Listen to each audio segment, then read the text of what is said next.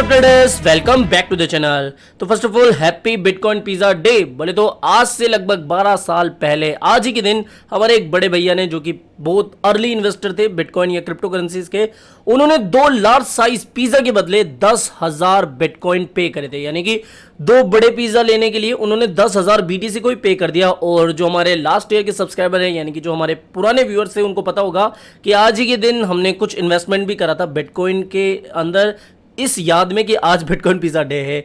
तो happy bitcoin pizza day. अब बात कर लेते हैं काम की। आज के इस वीडियो में हम बात करने वाले हैं अगेन बिटकॉइन के बारे में एंड मार्केट से आने वाली कुछ इंपॉर्टेंट अपडेट्स के बारे में। तो सीधा वीडियो को शुरू करते हैं। और बाकी अर्जेंट अपडेट्स के लिए जो भी मार्केट से करंट अपडेट आती है वो सारी इमीडिएटली सेकंड्स में मैं आपके साथ टेलीग्राम पर शेयर कर देता हूं और आपको कुछ अलर्ट वगैरह भी देता रहता हूं। तो टेलीग्राम को ज्वाइन कर लेना, अब तक ज्वाइन नहीं करा है। सबसे पहले बिटकॉइन की चार्ट पर नजर मारते हैं। यहां पर हम देख सकते हैं कि बिटकॉइन लगभग इस मंथ की शुरुआत से ही लगभग 7-8 मई से ही एक साइडवेज मूवमेंट करता हुआ हमें दिख रहा है। और अभी भी आप देख सकते हो कि एक साइडवेज मूवमेंट हमें बिटकॉइन में देखने को मिल रहा है। यहां पर मैं इस ट्रेंड लाइन को थोड़ा सा चेंज करके यहां पर इस तरीके से कर देता हूं। तो आप देख सकते हो कि अभी भी हम एक सिमेट्रिकल ट्रायंगल के अंदर हैं। हमारे पुराने वाले सिमेट्रिकल ट्रायंगल का ब्रेकडाउन हो चुका था, कंफर्मेशन भी हमें मिल चुकी है। तो इसके अकॉर्डिंग तो देखो बिटकॉइन यहां से डाउन जाने वाला है। लेकिन आपको एक अपडेट देना चाहूंगा कि ऑफिशियली जो S&P 500 इंडेक्स है, जो कि यूएस स्टॉक मार्केट की काफी एक बड़ी इंडेक्स है। सॉरी अगर बैकग्राउंड में कुछ नॉइस वगैरह आ जाए, धमधम की आवाज आ जाए, एक्चुअली मेरे कंस्ट्रक्शन का काम चल रहा है तो उसको थोड़ा सा देख लेना।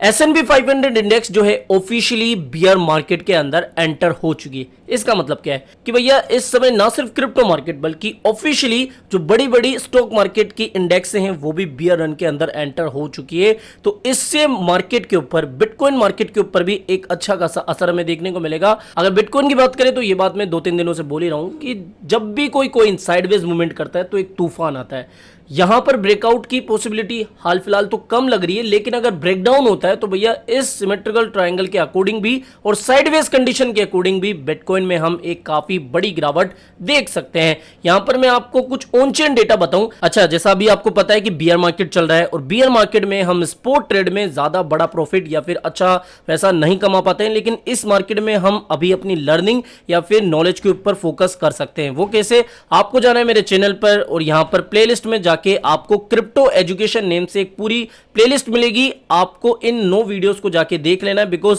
अगर आप इन 9 वीडियोस को जाके देखोगे तो आपको काफी कुछ क्रिप्टो के बारे में नॉलेज मिलेगी। तो अगर आप बिगनर हो तो जरूर से आपको इन 9 वीडियोस को देखना है। यहां पर हम बात कर रहे थे इस ऑन चेन डेटा के बारे में, तो हम देख सकते हैं कि 24 आवर्स में इतना इनफ्लो हमें नहीं मिला है और आउटफ्लो भी अभी पॉजिटिव नहीं है। यानी कि एक्सचेंजों पे से अभी पैसा नहीं गया, लेकिन एक्सचेंजों पर नया पैसा भी नहीं आया। इसका मतलब क्या है कि मार्केट में अभी कोई बाइंग सेलिंग ज्यादा नहीं हो रही है, ना ही मार्केट में अभी इतनी वॉल्यूम हमें देखने को मिल रही है। लेकिन अगर आप समरी पर देखोगे तो यहां पर हम देख सकते हैं कि जितने भी इंडिकेटर्स है लाइक एक्सचेंज रिजर्व, ये सब हमें अभी नेगेटिव ही देखने को मिल रहे हैं। सेंटीमेंट नेगेटिव चल रहे हैं, टेक्निकली भी हम थोड़ा न्यूट्रली चल रहे हैं। बुलिश कहीं से भी अभी हमें देखने को नहीं मिल रहा है, बुलिशनेस इतनी मार्केट में देखने को नहीं मिल रही है। हालांकि डेरिवेटिव एक्सचेंजों पे थोड़ा सा हमें पॉजिटिवनेस देखने को मिल रही है, बिकॉज फंडिंग रेट थोड़ी पॉजिटिव है, यानी कि थोड़े बहुत लॉन्ग के ऑर्डर्स अभी लगे हुए हैं। ठीक है, तो ऑन चेन डेटा भी हमें यही इंडिकेट कर रहा है कि भैया मार्केट में अभी कुछ मसाला नहीं है, मार्केट में इतनी वॉल्यूम हमें देखने को नहीं मिल रही है। इसके अलावा नेक्स्ट अपडेट की बात करें तो rich dad and poor dad के जो ऑथर है रॉबर्ट कियोसाकी काफी एक्टिव है क्रिप्टो में। इनका ये मानना है कि भैया बिटकॉइन का जो बॉटम है हमें 9K तक भी देखने को मिल सकता है, $9,000 तक भी हम बिटकॉइन को देख सकते हैं। वैसे ये बिटकॉइन के फ्यूचर को लेकर बुलिश है और इनका रीजन इन्होंने दिया भी है। लेकिन बॉटम की बात करें तो इन्होंने कहा है कि waiting for the test of new bottom 20K, 14K, 11K और 9K, इनमें से कोई भी एक बिटकॉइन का बॉटम हो सकता है। मेरे अकॉर्डिंग अगर हम वर्स्ट के सिनेरियो की बात करें, जो मैंने आपको फ्लैग बताया था बियर फ्लैग, उसके अकॉर्डिंग 14,000 का टारगेट बन रहा था, लेकिन हम 20 से 24 तक बिटकॉइन को देख सकते हैं, या फिर 22,000 से जो 24,000 वाला जोन है हमारा, उसके बीच में बिटकॉइन को हम देख सकते हैं। इससे नीचे जाने के अभी इतने चांसेस नहीं बन रहे। हालांकि अगर मार्केट में कुछ नेगेटिव अपडेट आ जाती है, कुछ ऑन चेन डेटा हमें नेगेटिव देखने को मिलता है, तब तो एक अलग बात है। लेकिन हाल फिलहाल तो जो टारगेट बन रहा है वो 22 से 24,000 का जोन है। नेक्स्ट अपडेट की बात करें तो वो आ रही है लूना से जुड़ी हुई कि एक ब्राजीलियन क्रिप्टो एक्सचेंज है नॉक्स। वैसे ये अपडेट मैंने मॉर्निंग में ही टेलीग्राम पर आपके साथ शेयर कर दी थी। अब इसको लेकर कई लोगों के मन में आ रहा होगा कि भैया इस एक्सचेंज ने तो अपने यूजर्स को रिफंड कर दिया है, यानी कि जिन्होंने भी यूएसटी में लॉस झेला है उनको वो यूएसडीटी के अंदर कंपनसेट कर रहे हैं। लेकिन यहां पर मैं अगर आपको अमाउंट बताऊं तो वो है $1,27,000 के आसपास का, यानी कि जो इनका रिफंड पैकेज है वो $1,27,000 के आसपास का है, जो कि आईएनआर में लगभग 1 करोड़ के आसपास की रकम होती है। लेकिन बाकी के जो बड़े बड़े एक्सचेंजेस हैं उनमें जो लोगों का लॉस हुआ है वो तो भैया मिलियंस में है, टेंस ऑफ मिलियंस में हुआ है, लोगों के 10-10 20-20 करोड़ रुपए का लॉस भी हुआ है।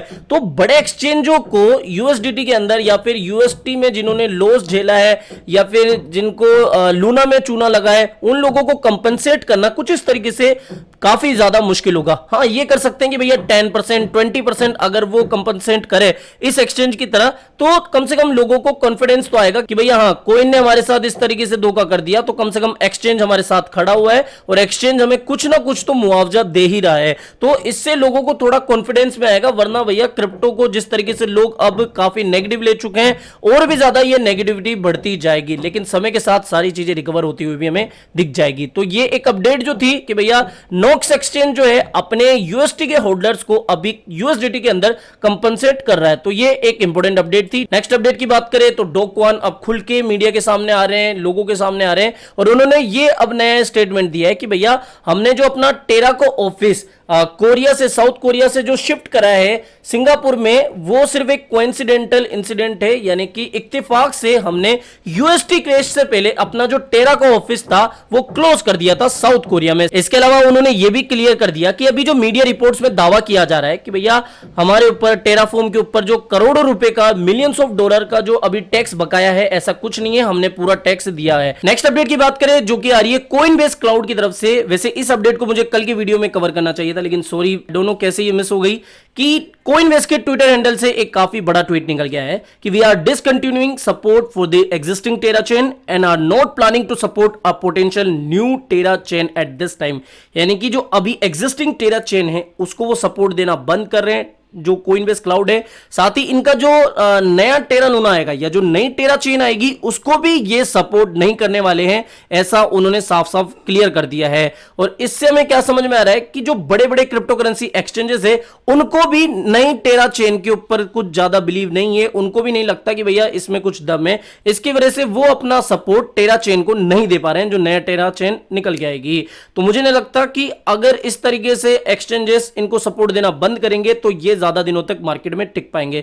अब देखते हैं कि आगे क्या होता है। वैसे ये एक अपडेट थी, मुझे लगा आपके साथ शेयर करना चाहिए, इसलिए मैं आपके साथ शेयर कर रहा हूं। इसके अलावा नेक्स्ट अपडेट की बात करें तो वॉल स्ट्रीट जर्नल काफी बड़ा मीडिया हाउस है और जितने भी स्टॉक मार्केट वाले हैं उनको ये बताने की जरूरत नहीं है। तो उन्होंने रिसेंटली एक आर्टिकल पब्लिश करा कि crypto might have an insider trading problem, यानी कि क्रिप्टो के अंदर इनसाइडर ट्रेडिंग की काफी बड़ी प्रॉब्लम है। जो बड़े ट्रेडर्स है, जो बड़ी वेल्स है, वो इनसाइडर ट्रेडिंग के जरिए, यानी कि उनको ये पहले ही पता लग जाता है कि भैया ये कॉइन अभी से एक्सचेंज पर लिस्ट होने वाला है, तो इससे वे पहले ही इसको बाय कर लेते हैं और एक बड़ा प्रॉफिट कमा लेते हैं। तो क्रिप्टो के अंदर इनसाइडर ट्रेडिंग जो है एक वो काफी बड़ी प्रॉब्लम है। देखो मेरा जहां तक मानना है ये काफी हद तक सच बात है, काफी हद तक ऐसा होता ही है। लेकिन सीजे वायरेंस ने अभी इसका रिप्लाई देते हुए कहा है कि so an article about insider trading we have a zero tolerance policy. Basically उन्होंने क्रिप्टो का बचाव किया है कि भैया इनसाइडर ट्रेडिंग की जो आप बातें कर रहे हो वो काफी हद तक गलत है, ऐसा सभी के साथ नहीं होता है। जैसे बाइनेंस में हमारे जो है वो जीरो टॉलरेंस पॉलिसी है और अगर किसी को कुछ ऐसा लगता है